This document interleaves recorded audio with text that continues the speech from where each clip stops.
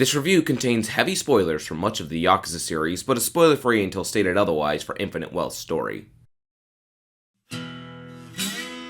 In late 2016, Ryuga Studios released Yakuza 6, The Song of Life, ending the storied narrative arc of Kazumakiryu, the protagonist of the series the studio had formed specifically to make over a decade prior.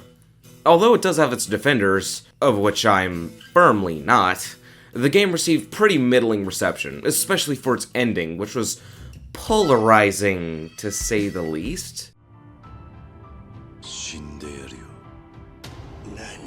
Still, the studio's mostly stuck with their ending, just not as a finale for Kiryu. In 2020, RGG uprooted the foundation of the series, the live beat-em-up combat, in favor of turn-based combat in Yakuza Like a Dragon, a risky introduction to the series' new protagonist, Ichiban Kasuga. The game was a smash hit, introducing thousands of gamers to the Yakuza series in one of its wildest entries, and debatably with the best story in the series. But one aspect stuck out to fans. I mean, how could it not?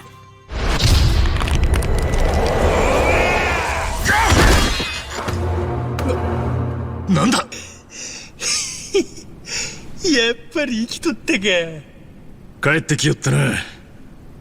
堂島の竜が。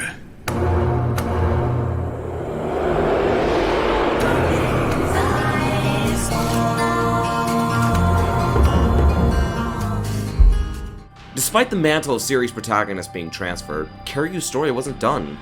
Cut to last November, a brand new Kiryu beat-em-up preceding the 8th entry in the series, both taking on the series' Japanese title, Like a Dragon. Kiryu was back, but the end was still in sight. Featuring dual protagonists Ichibankasuga and kazumakiryu, Like a Dragon infinitewealth simultaneously solidifies Ichiban as the new head of the Yakuza series and acts as a tour de force for Kiryu's legacy in the game's ultimate accomplishment. It's two fantastic Yakuza games in one package.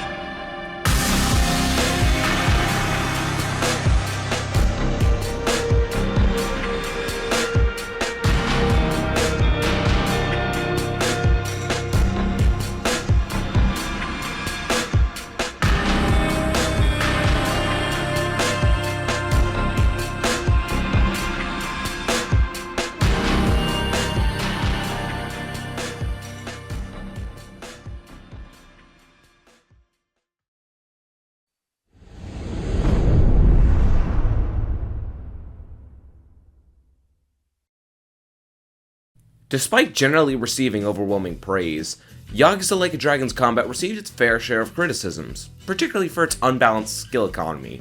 Looking at you, Jungi-han.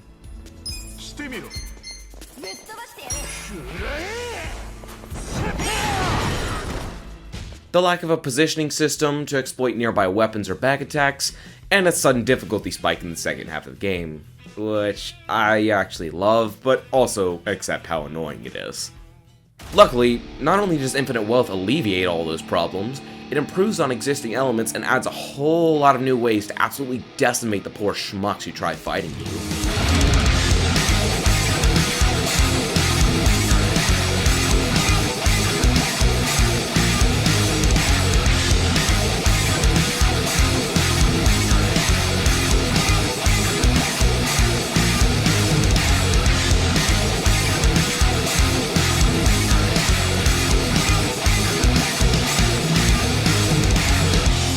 I thought that with manual positioning and the new additions to the basic attack, like especially powerful back and combo attacks, that these new additions would nullify any need for skills.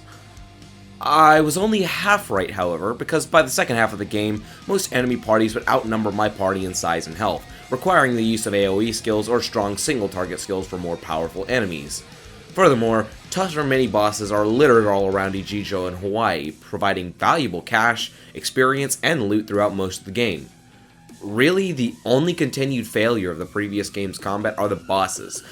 While many of them are cool in concept, they aren't very challenging and some are laughably easy to beat. Fortunately, the improvements in combat make demolishing bosses really satisfying, which isn't exactly a fix, but they definitely don't get tedious. Outside of actual fights, The combat is supported by a somewhat overhauled weapons upgrade system, a significantly improved materials economy, and a well-balanced equipment economy that better encourages users to make strong weapons and feel super powerful without being nearly as painful as it could get in Like a Dragon, and without completely ganking the difficulty balance. The last and arguably my favorite addition of combat is Smackdown, which allows you to immediately win fights against much lower leveled enemies at the cost of a penalty to EXP earned. Infinite Wealth's distribution of those oh-so-lovely level-up points is much more satisfyingly doled out, especially for job experience, making maxing out jobs practically painless late game, which really encouraged job experimentation. Bringing me to my next point. Job switching is still stuck at a fixed location. Why? The multitude of brand new jobs are great. Getting decent weapons to use those jobs is easier than ever, and there's a brand new skill inheritance system that further incentivizes more job swapping. So why lock the mechanic to 2 places in the massive map of Hawaii and Ijincho, which otherwise heavily incentivize you not to fast travel? The lack of flexibility here severely limits what should be a fantastic system into just a good system. Despite a few complaints, however, Infinite Wealth's turn-based combat in almost every system supporting it create possibly my favorite fighting system in an RPG since Neo: The World Ends With You. It's addictive as hell, and in my 127 hours I spent playing Infinite Wealth, not only was I never bored by the combat, I was always having a blast with it.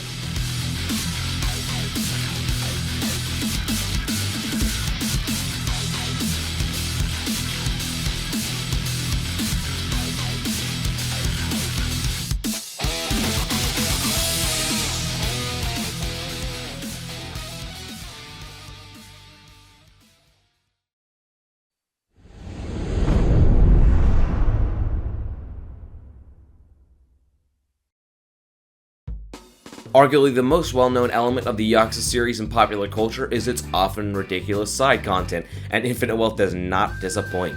Simultaneously featuring some of the most outrageous sub-stories in the series and many introspective, heartwarming gems, the breadth of sub-stories available in the first half of the game left me thoroughly entertained to the point where I much preferred checking out the new sub-stories over continuing the main story. Basically, all of Infinite Wealth's sub-stories are available by Chapter 5. Some 40 high-quality sub-stories, a few very elusive romance sub-stories, and a couple mandatory sub-stories introducing new mechanics like the battery-powered Segway for quicker travel on foot, and Infinite Wealth's new minigames, which are anything but mini. Considering the wealth of content already encouraging the user to run around and check out whatever interested them, I found the injection of these mechanics as part of the main story particularly egregious. Often I was returning from large bouts of side content hoping to see more of the story, only to be forced into a minigame that I'd much rather have found on my own. Unfortunately, Infinite Wealth makes little effort to blend these mandatory sub-stories into the story, so they always feel awkward and out of place, and often predispose me to avoid the minigames instead of trying them again. Luckily, I went out of my way to platinum this game, which forced me to try many of these minigames again. I ended up loving or at least enjoying all of them, so I promise that they're worthwhile. So, enough beating around the bush, let's get into specifics. Alongside the return of basically every minigame from Like a Dragon except for business, Infinite Wealth introduced a few short minigames and a few new long minigames to keep you busy. On the shorter end, there's Mismatch, a tender parody that is admittedly pretty funny, Sicko Snap, a photography minigame in which you snap pictures of sickos for high scores, and Crazy Delivery, which can best be described as CanQuest meets Uber Eats and is exactly as ridiculous as it seems. All of these minigames feel appropriately scaled and stand out as great short-term distractions, and in a game that's all about getting distracted for hours on end, that's a huge compliment. Ahead of the shorter minigames are one of Infinite Wealth's biggest pitches, 2 massive near-side games in the Sujimon League, a blatant parody of Pokemon, and Dodoko Island, which is a beautiful, strange baby of The Sims and Animal Crossing. The Sujimon League sprawls across all of Hawaii, and as such interacts with a lot of its systems. Although its battle system isn't quite as fleshed out as I'd like, I ended up quite enjoying the Sujimon League gameplay. I didn't bother paying attention to the story, since I'd seen the series do pretty much this story with different coats of paint many times, typically in the clan creator or business minigame formats, and I never felt like I missed out. You'll constantly be able to interact with Sujimon League around the open world and after some regular battles, which makes participating in the league pretty low stakes. It's also a fantastic source of money around Hawaii, so it's definitely worth the time invested. Dondoko Island is first introduced in a small break in the story. Unfortunately, it's introduced in a very jarring manner that left me with one objective: get me the f off this island. Dondoko Island is largely isolated from the rest of the gameplay loop, technically just serving as an alternate path for cash, and its only interaction with the mainland of Hawaii is the occasional invitee in the open world or from a substory. Because I had been so violently yanked from essentially every other system of the game, and I had already had a good source of cash for the Sujimon League, I abandoned Dondoko Island until I was nearly finished. Behind its near isolation from the main game is a side game so large that it could have been packaged in its own indie-priced game, and it's damn good. You'll spend most of your time on Dondoko Island collecting resources and disposing of pirates in a loop that I found surprisingly addictive, especially the more it went on. With those resources and enough of the island's currency, Dokobucks, you can craft lodgings for guests to stay at and various items and buildings to entertain them. The building system is quite flexible, allowing for aesthetically pleasing builds as well as my horrifically min-maxed monstrosity. The story of the island is pretty simple and fun. The island was a abandoned vacation stop, and Ichiban decides to restore it to its former glory. To unlock new parts of the island with many mechanics, you meet certain requirements to gain a star for the island's rating. The progression mechanics only furthered my addiction to the island. By the time I had finished with Dondoko Island, I had spent some 15 hours ensuring that my resort got all 5 stars. Although its introduction was rough, Dondoko Island is a fantastic addition to this game that I highly recommend every player at least participate in. The Hawaii substories in Infinite Wealth are at their best when they feature original characters in the ridiculous situations the series is famous for. One of my personal favorites in this game was what could only be described as realistic subway surfers in a chain of surprisingly connected substories that I was delighted to find each time. Infinite Wealth offers plenty of fun substory ideas that would seem standard for the series, but where they differentiate is their commitment to providing a short, unique experience to their substories.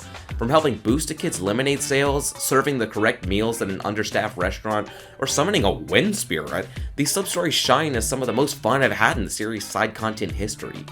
Even many of the ones that don't have their own minigames provide a good laugh or an interesting look into the darker sides of Hawaii. Unfortunately, a few of these substories are dragged down by unnecessary cameos from the previous game's substories. Usually not to a serious degree, like the reappearance of the vocational school with exactly 0 new features. However, the completely immersion-shattering reappearance of that diaper-wearing Yakuza clan that originated in Yakuza 2 was rough, and definitely my least favorite part of the side content. Some of the cameos are handled great, however, like the absolutely ridiculous Sojimaru substories or the simple yet fun circus sequel. Overall, I really enjoyed Infinite Wealth substories. Some of the best in the series are present, and there are only 1 or 2 I actively disliked of the 46 I completed. The rest of this section contains a minor spoiler for part of Infinite Wealth's story. If you'd rather stay completely blind, I recommend skipping to the next section by using the chapters feature. At a certain point in Infinite Wealth's story, Kiryu flies over to Japan to continue the story in Ijincho, which naturally means some side content is included. The side content for Kiryu is much smaller, but it lands hard. Immediately as you enter Ijincho, you'll unlock Memoirs of a Dragon, 90 points of nostalgia from various parts of the series. Most of these you'll unlock at certain locations, but a few unlock from sporadic quests along the map. These aren't necessarily from characters Kiryu knows, although there are a few cool reunions, but they all result in a memory resurfacing. Being a massive fan of the series, these memoirs are a beautiful reminder that even through the flaws of the series, a ton of fantastic, emotional moments still stick with me. Kiryu is a rich story character, and the recognition he receives through these memoirs was highly welcome. Aside from the shorter memoirs are Lifelings, 8 long substories that let Kiryu truly be himself again, if only for a moment. These substories are very well written, and it was nice to see the development from the particular characters who returned. I won't say more as to not spoil them, but I really loved these. Do note that they are tied to your personality stats, so you may need to grind a little, and really only a little, since memoirs give you personality stat boosts to get the last 2. Both cities also have dungeons in the form of the Hawaiian Hunt and Yokohama Underground, and a third is available as post-game DLC, the Big Swell. All three aren't too long and are largely well balanced, providing challenging bosses at the end. The main two dungeons both caught me on guard with their final bosses actually, one for difficulty, one for character at the end. I didn't expect to love them, but I really did. I also enjoyed the Big Swell, a completely optional post-game dungeon with some small side content story attached. The whole thing is non-canon, as far as I'm aware at least, and it's just a fun romp that also happens to get your character to level 70 for that trophy. Considering I had over 100 hours when I beat the main game of Infinite Wealth, I didn't mind shelling out $20 for the Master Vacation bundle, although I do find it scummy that New Game Plus is locked behind it. Finally, returning from the previous game are the highly expanded party bonds. These bonds now not only unlock drink links, which function about the same as last game, aside from not locking bond progress behind them, but also grant various abilities for battle in their own short episode called Walk and Talks. Bonds can be developed in so many ways, but by the end of the game I had 4 party members at bond level 100. Aside from developing bonds in battle or the random party chats from Like a Dragon, Infinite Wealth provides each non-protagonist party member 16 chats about random aspects of their character, from minor interest to more serious discussions. The party members in Infinite Wealth are already excellently written, so these mechanics to deepen your links to them only further characterize and heighten your connection with each of the 8 non-protagonist party members. Due to the absolute mass of side content available in Infinite Wealth, the game managed to dodge an otherwise inherent factor of the series, the drought of side content. Unlike in other Yakuza games, Infinite Wealth side content lasted until the finale, easily cementing it as the most engaging world to explore in Yakuza's history.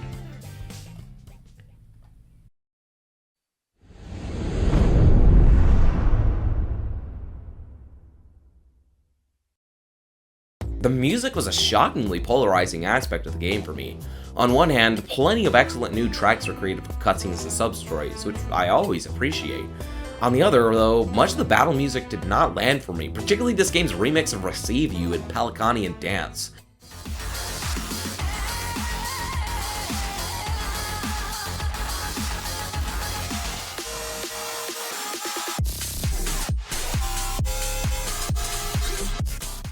This isn't to say I didn't like the soundtrack, after all, that's what you've been hearing in the background of this entire video, but rather that a lot of the important tracks that everyone plays the game hears flopped for me. Still, the majority of the 151 in this game's OST are bops, many of which I've returned to.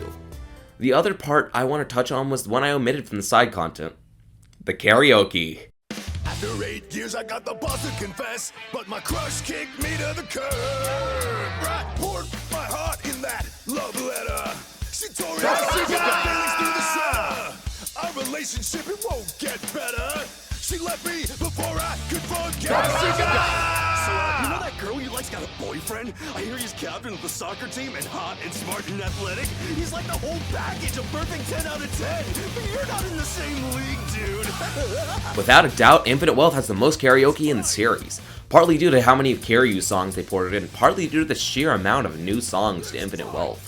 There really is nothing to complain about Infinite Wealth's selection. If you don't like one, you have 20 others to pick from.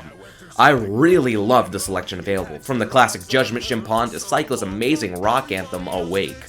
My personal favorite was Honolulu City Lights. Just take a listen.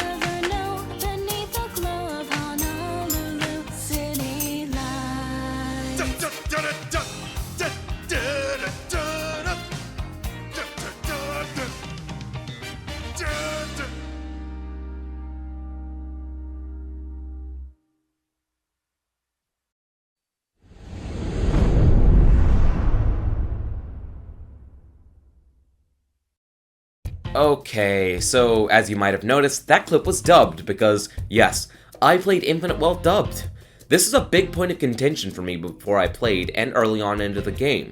After all, I'd played 8 mainline games, not even counting spin-offs with Kiryu played by Takuya Kuroda. I have huge respect for the actor. His voice is inherently linked to Kiryu in my head. However, I played Yakuza Like a Dragon dubbed and absolutely loved Kaji Tong as Ichiban, acting his heart out. It would be equally weird to miss out on a fantastic performance from Ichiban's English actor. I ended up choosing the English dub since I had played Gaiden subbed. In a way, I had already said goodbye to Takuya Kuroda's Kiryu. And I would like to mention, I'm not dissing any of the actors from either dub. Ichiban's Japanese actor is the same voice actor as Nishiki, so I already know he does fantastic, and the clips I've seen support that. Similarly, I think Yang Ye did quite good as Kiryu. I couldn't tell you if he was the best pick, but he's what the dub team chose, and if there was a better English Kiryu out there, well, doesn't seem like he showed up for auditions. Despite that sounding like an insult, I really do think Yang Ye did great.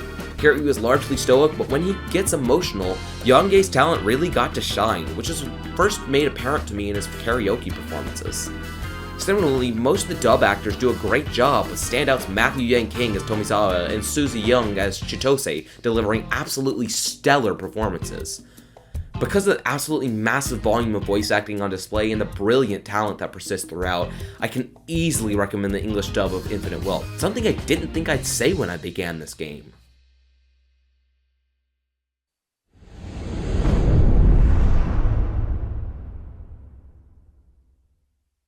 Before we move on to the story, I would like to reiterate, there will be no true spoilers in this section, just my generalized thoughts on the story.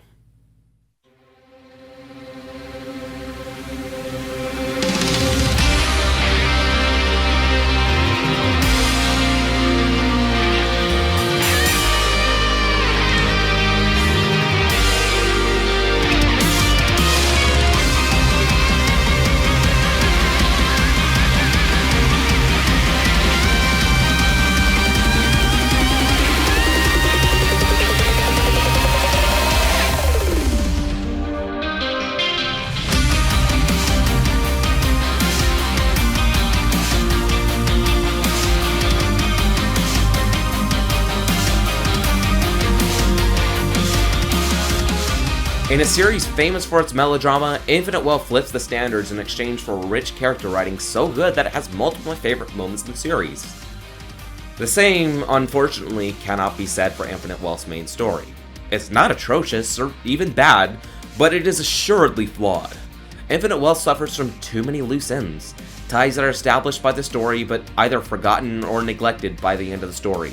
Coupled with a shockingly rocky Chapter 6 and 7, Infinite Wealth's story almost loses the plot before hard course correcting with a fantastic Chapter 8 and overall high quality following chapters. It's a testament to how strong Infinite Wealth's core cast, intro, and finale are that I never felt particularly bothered by the story's flaws. Outside of Chapter 6, that is, despite easily recognizing them.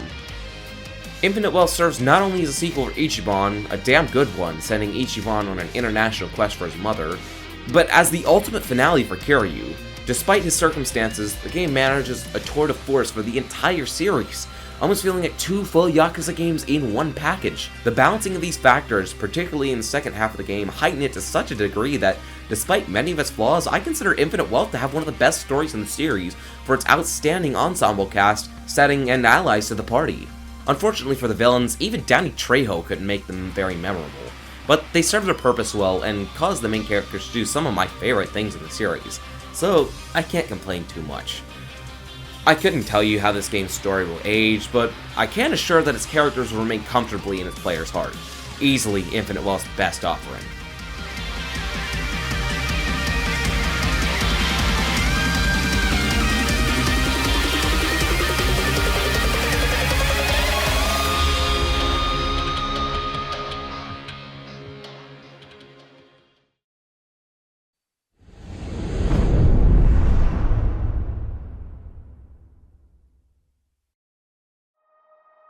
Despite some flaws in the story department, Like a Dragon Infinite Wealth is easily the best RPG I've played in years, maybe aside from Xenoblade Chronicles 3, featuring major improvements to the combat that make it much deeper, more satisfying, a massive breadth of high-quality side content across the board, great music, and stellar performances.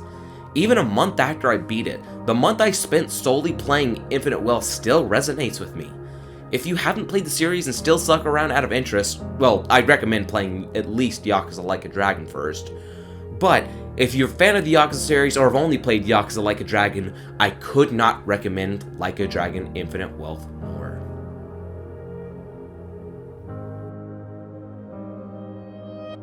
Thank you for watching this video. This is the first review type video I've really done. I'm off script right here, so it won't be nearly as tight as the rest of the video. But as soon as I finished Infinite Wealth, I knew I had so much to say. I keep a backlog of the games and my thoughts because otherwise I tend to spam my friends with all sorts of details on the games I'm playing, and to their credit, quite a few of them do care, so I appreciate them for that, but it does at least help me lower how much I spam them, and at least tell me what I enjoy the most. Anyways, Infinite Wealth was so massive that I had to shrink the font twice to keep it on one page. So, yeah, I knew I had so much to say that I started sitting down and writing this, and finally I ended up with a 12-page script. Never thought I'd get this far. I've been a fan of the series since I first found it in early 2020 on Game Pass, and being able to participate in its new launches has been so amazing for me. Aside from that, a Yakuza TV show was announced based on the first game. I love the first game, so I'm interested. It has a really stupidly confusing name, Like a Dragon Yakuza, which is absolutely not confusing with Yakuza Like a Dragon at all, but it's being produced by a very storied Japanese director, apparently over 35 years in the business, so I've got high hopes, which I did not expect from a live-action Yakuza. So, yeah, that's going to be on Prime Video, so if you have it, make sure to check it out. I think it's October 24th. I am not sponsored by Sega or Ryaga Gotoku Studios, and I don't think I qualify to be sponsored. Voice crack. But I would love to. They don't have to pay me to say good things about this series. Seriously, thank you for watching. I plan to make more videos like this. I have plans to review the Nitro Deck Plus Nintendo Switch grip soon.